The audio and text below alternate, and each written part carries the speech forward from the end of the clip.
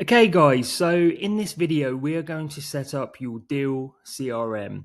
Now, setting up a Deal CRM is one of the most powerful things you can do when it comes to managing your inbound leads and managing your conversations to sellers when you are looking to buy a business. You can very quickly get overrun with conversations, emails, documents, and lose track on where you're at. And the last thing we want to do is to miss opportunities because we're not organized. So Trello is an amazing platform for doing this. I've been running my Deal CRM on Trello for over 5 years now, and the best thing about it is that it's completely free. Not once have I had to upgrade or pay for access. It's been completely free this whole time, and yet it has supported me so much in my own business buying journey. So the first thing to do is to set up a free account if you're not already an account holder on Trello, and it's quite a simple sign up process. Once you have done that, if you sign into your Trello account, you want to create a new workspace. Now, I've titled my workspace Deal Pipeline, and I've set up these individual columns, which we are going to briefly talk through in terms of the descriptions, and then I'll go into more detail about what each column is for and when you want to be moving leads across. So as you can see, stage one is leads. So this is where we put our inbound leads. Stage two is the first call. So this is where we put leads once we have a call scheduled with them, a very first call. The third stage is NDA stroke financials requested. So this is the stage where we've had a call with a seller, and on that call we have asked for their financials, and we've also sent them an NDA. So we'd move the lead over to here. Now, the fourth stage is optional. Some conversations you have with sellers, you may need a follow-up meeting. Not with everyone, but you may need that. And if that's the case, you then move the lead over into here. Now, the fifth stage is valuation stroke offer. We have the financials, we've gone through them, we've started to put a valuation on the business, and we're going back to the seller to discuss that valuation, to discuss what they're looking for, and then to essentially put an offer on the table and to start figuring out, assuming we can agree a headline value for the business, how we're going to actually get them that money, like pay them for the business. After that, stage six, we have our heads of terms. So by this point, we have agreed a deal in principle. We've agreed evaluation. We've agreed how the deal is going to be structured. And then we are moving to assigned heads of terms. Or if you're in the US, it's a letter of intent. And this is a 1 or 2 page document where we are like highlighting the deal and basically saying we both agreed to move forward on this basis. Stage seven again is optional. This is for funding. So if you are seeking outside funding, if you're going to lenders, we move the deal into here, and it just shows us that that's the stage we're at. We're going through the financing process, etc. Stage eight is due diligence. So by the time we get our leads to here, we're really getting into the meat of the deal and getting very close to getting it across the line. So we'll stick our lead into due diligence as we go through that process. Stage 9 is a celebration. This is a signed agreement. So we have closed the deal. Now, at this point, you may be tempted to not bother, like moving the lead across and updating Trello, but do so. It has value in keeping on top of this. Stage 10 is when we move into handover. So you may have closed the deal, but you then gravitate into your 90-day handover plan. And this is quite a full-on process. So again, we just want to keep our lead aligned to where we're at. Now, the latter columns, there's 4 of them. This is where you will put your leads which are not moving forward. So it may be that you speak to a seller, or you may not even get to the first conversation. Like, you look at a lead, you look at some of the information, and you reject it outright. But it's your choice. You're the one rejecting. Very important that you title the column in that way, and that you move deals to there that are fit into that.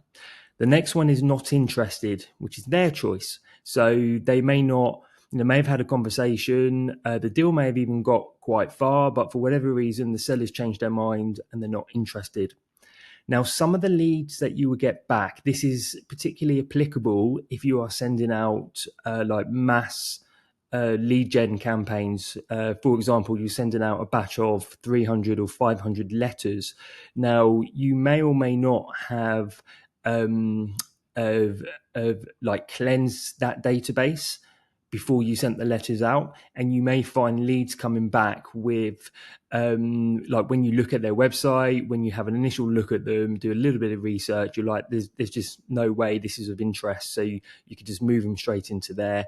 And finally, you have a back burner column. Now, I love the back burner column because this is where, I may have had a couple of conversations with a seller. The conversation hasn't quite gone anywhere. Like they may not be ready to sell, or they may be looking for too high a price. Like there's a number of different reasons, but it doesn't necessarily mean the deal is dead. It might be a case of going back to them in 3 months, 6 months, 12 months, etc., and re-picking up the conversation and having all of your back burner deals there. Like you'll be surprised what eventually then sort of gets activated again and goes back into your pipeline and ultimately ends up as a closed deal. So we want to just keep track of those. So that's an overview of the columns. They don't change. They're very comprehensive. Now, within each of the columns, you can have cards. So when a new lead comes through, we want to add a card.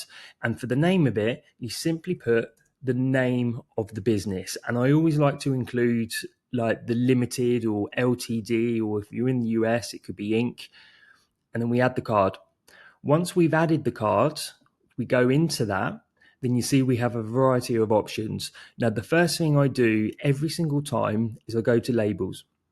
And you click on your labels, and I've set up labels for each of the lead sources. So has the lead come from a letter? Has it come from an online marketplace?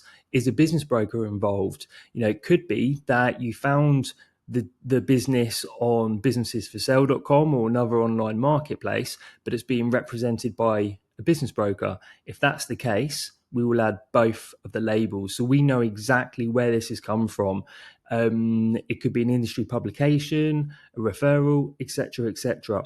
So spend some time setting up your labels. It only takes a few minutes, but use these because what will happen, just to quickly jump out of there, is you see that the labels stay highlighted on the card, and as your deals start to progress and you start to generate more and more leads, you're going to start picking up common themes here. You're going to start seeing that, oh, wait a minute, I've got 3 or 4 deals who are at the latter stage of the process and they've all come from letters, or they've all come from a personal network. And that will help you to refine your lead generation process and to double down on what's clearly working, because it's not always about the volume.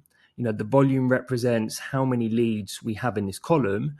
It's about the quality, and the quality represents how far each of these leads move across the columns, and it's the quality that we're looking for, but that has to start with volume, if that makes sense. So going back to the card, so I've put my labels on. Now I will very sort of adamantly keep on top of this, like the notes. So when I speak to a seller, I'll be typing my notes in here as I'm on the conversation or directly after. Change that to John. Any sort of documents that I'm sent, such as financial statements, IMs, cash forecasts, whatever it is, they're attached here. So you can quite simply search or paste and just attach the document. When we move to the latter stages, such as due diligence, I'll put a checklist in. Okay, you can add your items. So I'm sort of summarizing here to give you the gist. Okay, my financial due diligence, my ops, DD, HR DD,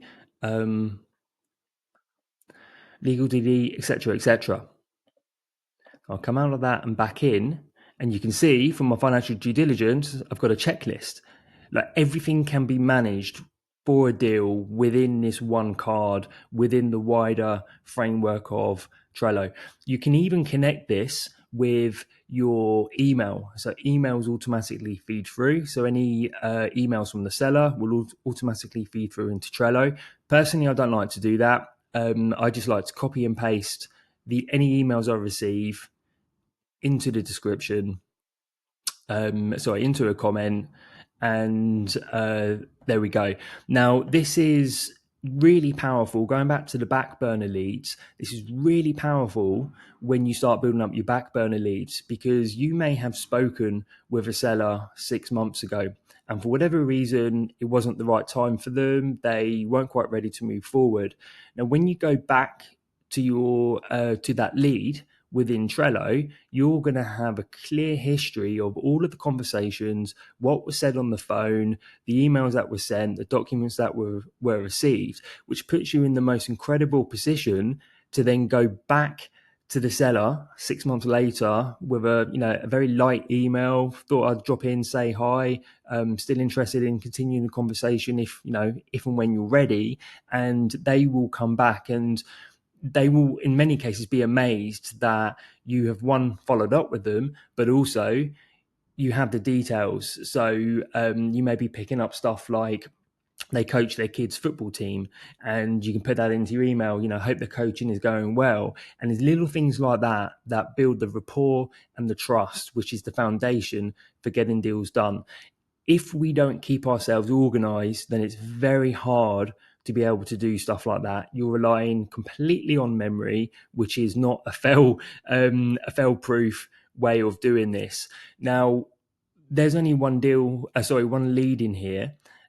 When you have 50, when you have 70, even 20 leads, you start to appreciate more and more the power of keeping yourself organized. And also, it serves as motivation. When you see 20 leads in your deal pipeline, it does spur you on. Let's get a few more. Let's see what I can do to move these across. So this is a setup. It's very simple. It only takes 5-10 minutes max. But once you do this, you essentially have this for life. It doesn't cost anything, and it's just an absolute no-brainer in my opinion. So I'll leave you to set up your Deal CRM, and I'll see you in another video.